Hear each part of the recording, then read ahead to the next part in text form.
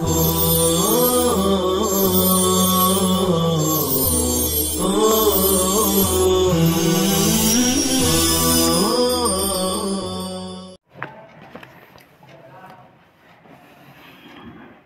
اللہ الرحمن الرحیم الحمدللہ رب العالمین والصلاة والسلام علی سید المرسلین وعلی آلہ وصحابہ الطیبین الطاہرین اما بعد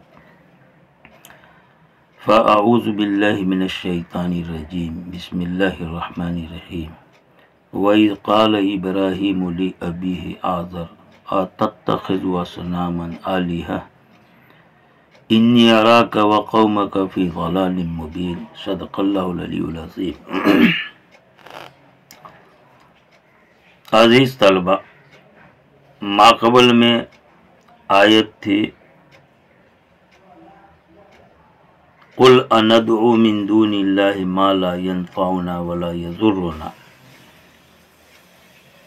آپ صلی اللہ علیہ وسلم سے کہلوایا گیا تھا کہ آپ کہیے کیا ہم اللہ کے سوا ایسے کی عبادت کریں جو ہمیں نہ نفع پہنچائے نہ ضرر پہنچائے۔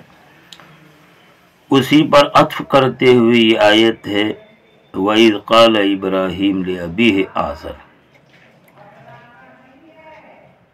اصل میں آپ صلی اللہ علیہ وسلم سے جو کہلوایا گیا تھا اس پر اس حضرت ابراہیم کے قول سے استدلال مقصود ہے۔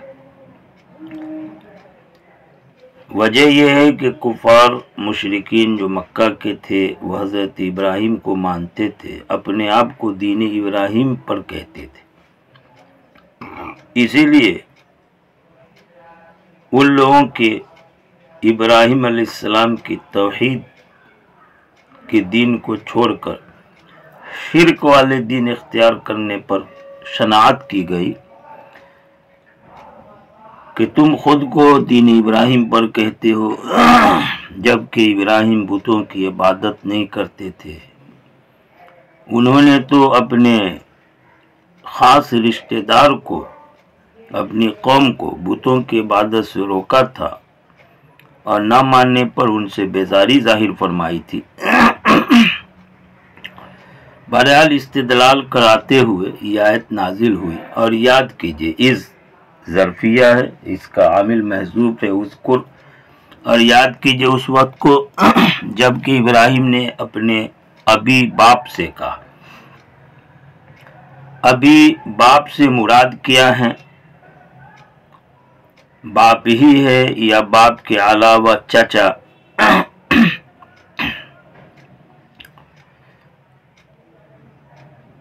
بعضوں نے ظاہر مراد لیا ہے اور کہا کہ آزر حضرت ابراہیم کے باپ ہیں اور وہ کافر تھے، لیکن علماء محققین کا کہنا ہے کہ آپ صلی اللہ علیہ وسلم کا پورا نسب نیچے سے اوپر تک شرک سے محفوظ رہا ہے، ان میں سے کسی نے بھی غیر اللہ کی عبادت نہیں کی۔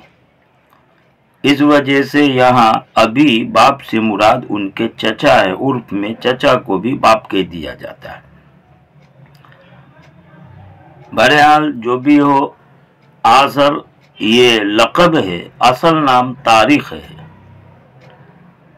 آزر لقب عذر سے ہے جس کے معنی عیب کے ہیں، اور بتوں کی عبادت کی وجہ سے وہ عیب والا ہوا، اس وجہ سے آزر کے لقب سے مشہور ہے۔ یاد کیجئے جب کہ ابراہیم نے اپنے باپ یا اپنے چچا سے یعنی آزر سے کہا، یہ آزر لقب ہے اور نام تاریخ ہے، أَتَتَّخِذُ أَصْنَامًا آلِهَةً، کہ آپ بناتے ہو بتوں کو معبود۔ مختلف چیزوں کے بت بنا رکھے تھے، لکڑیوں کے، پتھر کے، سونے چاندی کے، کیا ان بتوں کو معبود بناتے ہو یعنی ان کی عبادت کرتے ہو؟ یہ استفہام توبیخ کے لیے، انکار کے طور پر، یعنی یہ قابل عبادت نہیں ہے، معبود ہونے کے لائق نہیں ہے۔ انی اراک و قومک، یقیناً میں دیکھ رہا ہوں آپ کو اور آپ کی قوم کو کھلی گمراہی میں، یعنی ان معبودان باطلہ کی عبادت کرنے کے سبب سے، باتخاذہا، ان بتوں کو معبود بنانے کے سبب سے، ضلال میں یعنی حق سے ہٹ کے گمراہی میں، مبین جو بالکل واضح اور ظاہر، بین کے معنی میں۔ آپ صلی اللہ علیہ وسلم کے نور محمدی کی وجہ سے پورا آپ صلی اللہ علیہ وسلم کا نسب شرک سے محفوظ رہا ہے۔ لہذا کیسے ہو سکتا ہے کہ آپ صلی اللہ علیہ وسلم کے نسب کے ابراہیم جو اجداد میں سے ہیں، جد امجد، ان کے والد کافر ہوں؟ اس لیے چچا ہی مراد لینا زیادہ بہتر ہے، جن چچا کو اور ایسی قوم کو حضرت ابراہیم نے توبیخ فرمائی تھی، کھلی گمراہی کے اندر پڑے ہوئے۔ وَكَذَلِكَ، اور اسی طرح ذالکہ کا مشابہ نکال لئی کما رئینا ہو، جیسا کہ ہم نے انہیں ابراہیم کو ان کے باپ یا ان کے چچا اور ان کی قوم کے ضلالت میں پڑنے کو دکھلایا، ویسے ہی ہم دکھاتے ابراہیم کو آسمان و زمین کی ملکیت۔ حضرت ابراہیم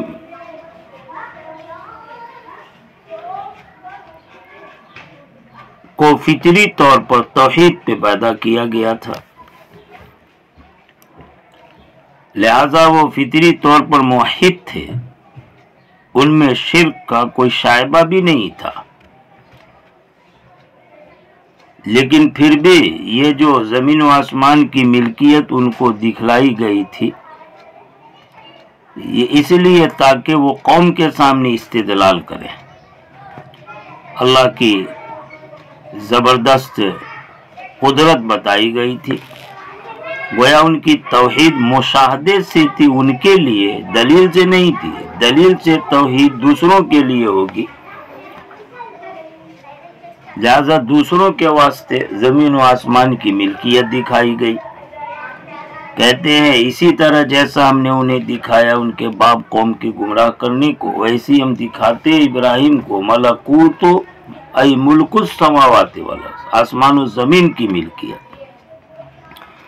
کہتے ہیں ملک ہی کے معنی میں ملکوت ہے، تاج اس میں مبالغے کے لیے ہے، جیسے رحموت جبروت بولتے۔ بعضوں نے فرق کیا ہے کہ جو ہمارے سامنے ظاہر ہے اسے ملک بولتے ہیں، اور جو مخفی ہے اسے ملکوت کہتے ہیں، جیسے آسمان کے اندر کی خفیہ چیزیں۔ کہتے ہیں حضرت ابراہیم علیہ السلام کے لیے آسمان کے پردے ہٹا دیے گئے، انہیں عرش و کرسی کو دیکھا، آسمان کے عجائبات کو، یہاں تک کہ جنت میں اپنی جگہ بھی دیکھ لی، اور زمین سے پردے ہٹائے گئے، اسفل سافلین تک انہوں نے دیکھا زمین کے عجائبات۔ یہ دیکھنا یہ رؤیت بصری کے معنی میں ہے، علمی معنی میں نہیں ہے۔ آسمان و زمین کی ملکیت لے یستدل بی علی وحدانیت، تاکہ وہ استدلال کرے ہماری وحدانیت پر، یعنی قوم کو بتائیں۔ یہ اپنے ذاتی عقیدے کے لیے استدلال نہیں، بلکہ قوم کو صحیح عقیدہ اختیار کرنے کے لیے استدلال، تاکہ وہ استدلال کرے اس کے ذریعے ہماری وحدانیت پر، یعنی قوم کو اس بات پر استدلال کر کے توحید ثابت کرے۔ وَلَيَكُونَ مِنَ الْمُوقِنِينَ، اور تاکہ وہ ہو جائے یقین رکھنے والوں میں سے، یعنی ان کے عقیدہ تو تھا لیکن مشاہدہ ہو گیا، اب عقیدہ اور زیادہ بڑھ گیا، ان چیزوں پر یقین رکھنے والوں میں سے۔ مصنف کہتے ہیں کہ کذالکہ والا جو جملہ ہے اور اس کے بعد والا، یہ بطور اعتراض کے، اعتراض یعنی حضرت ابراہیم کا قول شروع ہوا تھا وَإِذْ قَالَ ابراہیم، اور پھر ان کی بات آگے بیان ہو رہی فَلَمَّا جَنَّ عَلَيْهِ اللَّيْلُ رَأَى كَوْكَبًا، اور دونوں کے بیچ میں وَكَذَلِكَ نُرِي ابراہیم ملکوت السماوات والارض کی جو آیت ہے بطور جملہ مترسہ کے، یعنی حضرت ابراہیم کے قول اور ان کے استدلال کے درمیان جملہ مترسہ کے طور پر یہ آیت لائے، اور کہتے ہیں وَكَذَلِكَ، اور اس کے ماں بعد کا جملہ اعتراض ہے، یعنی معطوف علیہ کے درمیان جملہ معترضہ ہے۔ وَعُطِفَ عَلَى قَالَ، اور ماقول والے اذ قال میں جو قال تھا اس پر عطف کیا گیا، فلما جنہ یہ معطوف ہے، پس جب کہ ان پر رات تاریک ہو گئی، جنہ جنہ سے ہے جس کے معنی صدر پوشیدہ ہونے، پردہ کرنے کے،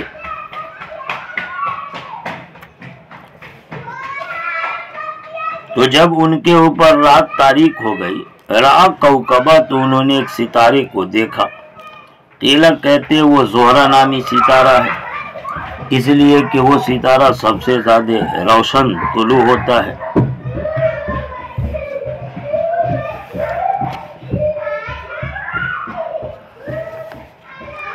وکان وقیلہ ہوا زہرہ قال لقومہ، انہوں نے اپنی قوم سے کہا، وکانوا نجامین، وہ قوم نجومی تھی، یعنی ستاروں پر یقین رکھنے والے، ان کی عبادت کرنے والے۔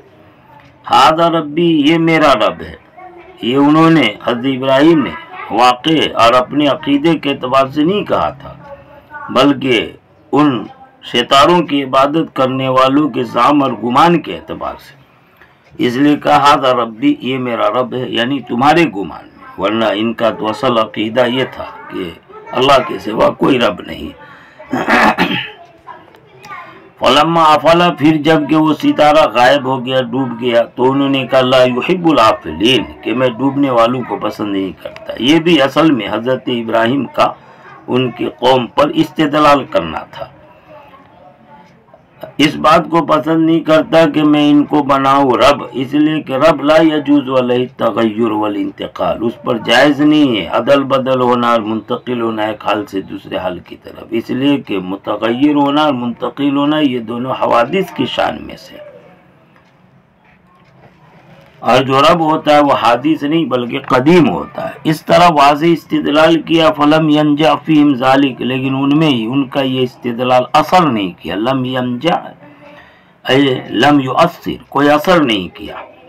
فلما رأى القمر بازغا، پھر جب انہوں نے دیکھا سورج کو،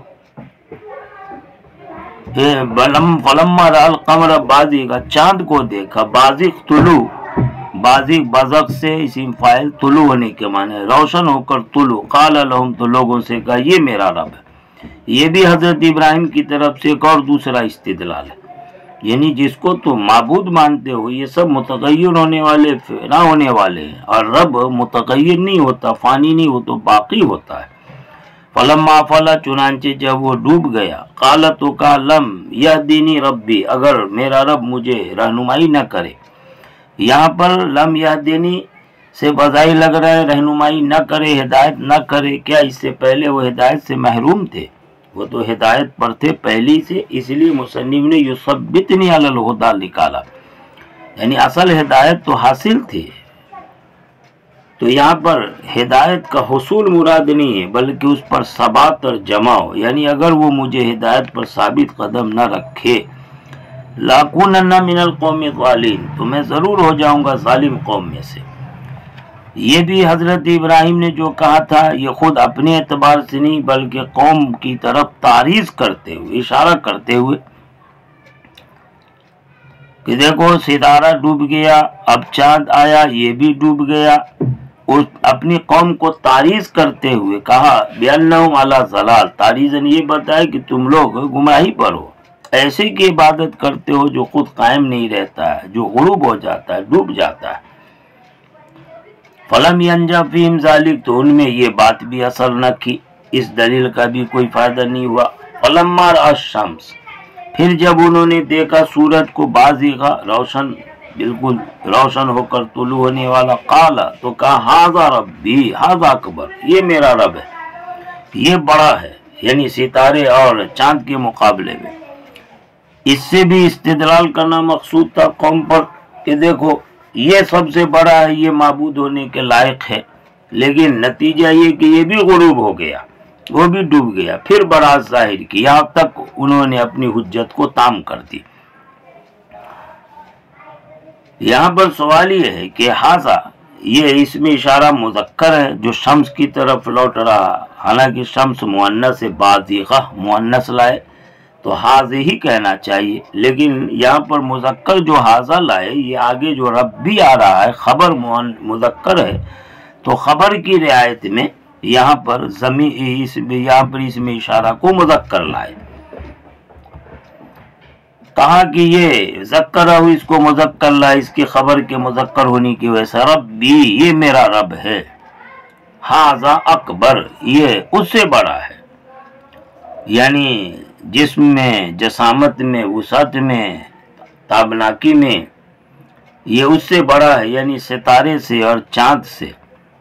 فلما افلت پھر جب کہ وہ بھی غائب ہو گیا اور ان لوگوں پر حجت قوی ہو گئی اور وہ یرجعو اپنے شرک سے نہ باز آئے، قالت حضرت ابراہیم نے کہا اے میری قوم انی بریء مما تشرکون، یقیناً میں بری ہوں اس سے جس کو تم اللہ کے ساتھ شریک ٹھہراتے ہو، یعنی بتوں سے۔ والاجرام اور اجرام یعنی حادث اجسام سے، یہ جو ستارے وغیرہ تھے، محدثہ جو حادث ہے، جو محتاج ہے محدث کے، یعنی یہ سب حادث ہیں اور اس کے لیے کوئی وجود میں لانے والا ہونا چاہیے، یہ تو خود محتاج ہے، یہ معبود کیسے بن سکتے؟ فقالوا له ما تعبدو، تو پھر ان کی قوم نے ان سے کہا ما تعبدو یعنی آپ کن کی عبادت کرتے ہو؟ قالا، تو حضرت ابراہیم نے کہا انی وجہت وجہی، یقیناً میں نے اپنے آپ کو پھیر لیا ہے اس ذات کی طرف جس نے آسمان و زمین کو پیدا کیا۔ یہاں انی وجہت وجہی، وجہ سے مراد وہ جسم کا چہرہ نہیں ہے بلکہ قلب مراد ہے، القلب سے قلب کے قصد اور نیت مراد ہے۔ قلب اس لیے بولا تاکہ وہی محل ہے نیت اور قصد ارادے کے لیے۔ فرماتے میں نے پھیرا ہے اپنے آپ کو، یعنی اب میں نے اپنی عبادت سے قصد ارادہ کیا ہے للذی فطر، اس ذات کا جس نے کہ پیدا کیا آسمان و زمین کو، مرادی سے اللہ پاک ہے۔ حنیفہ، در حالے کہ میں مائل ہونے والا ہوں دین قیم کے۔ حنفیت شرک اور شرک کے تمام علائق سے کٹ کے ہٹ کے معبود برحق کی طرف مائل ہونے کو بولتے ہیں، مائل ہونے والا دین قیم کی طرف۔ وما انا من المشرکین، اور میں اس اللہ کے ساتھ شرک کرنے والوں میں سے نہیں ہوں۔ وحاجہ، اور ان کی قوم نے ان سے حجت بازی کی، حضرت ابراہیم کے دین توحید کے سلسلے میں الجھے، جادلوا فی دینہ، ان کے دین کے بارے میں وہ الجھ پڑے۔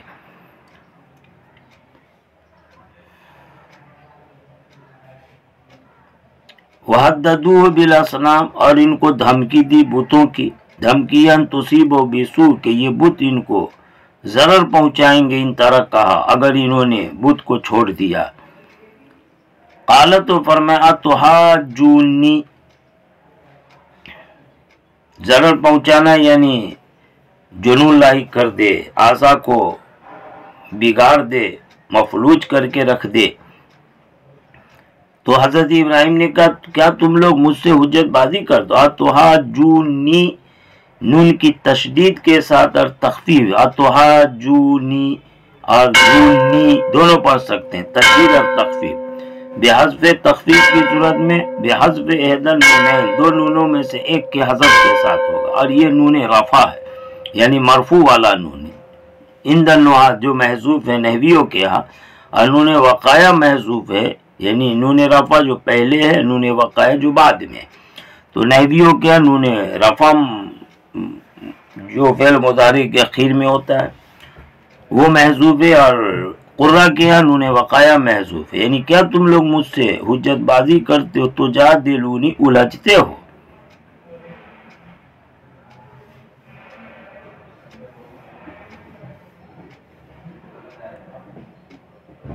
فی وحدانیت اللہ، اللہ کی وحدانیت کے سلسلے میں، وقد ہدانی، جبکہ اس نے مجھے ہدایت کی ہے، یعنی اس وحدانیت کی رہنمائی کی ہے، اس کی ہدایت عطا فرمائی۔ ولا اخاف، اور میں نہیں خوف کھاتا ہوں اس سے جسے تم اللہ کے ساتھ شریک ٹھہراتے ہو، من الاصنام یعنی بت، ان تصیبنی، یہ جو تم ڈراتے ہو کہ یہ مجھے پہنچا دیں گے بسوء کوئی ضرر، تو میں اس سے خوف نہیں کھاتا، کیوں؟ لعدم قدرت اعلی شیء، ان معبودان باطلہ کے کسی چیز پر بھی قدرت نہ ہونے کی وجہ سے۔ وہ بالکل قادر نہیں ہے کہ وہ کسی طرح کا ضرر پہنچاوے.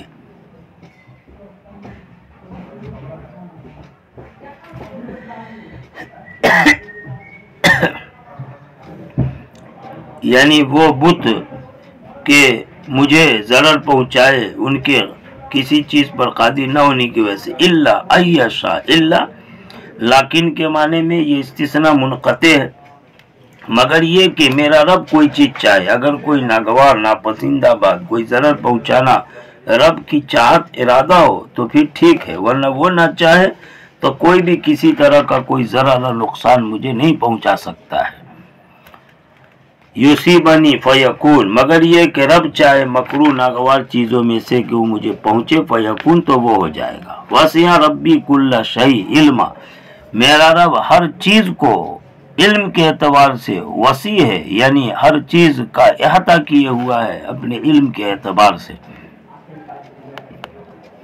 یہاں پر علم یہ تمیز محول عن الفاعل ہے، اصل میں وسع علمہ کل شیء، ہر چیز کا علم اس کا علم ہر چیز کو وسیع ہے، احاطہ کیے ہوا.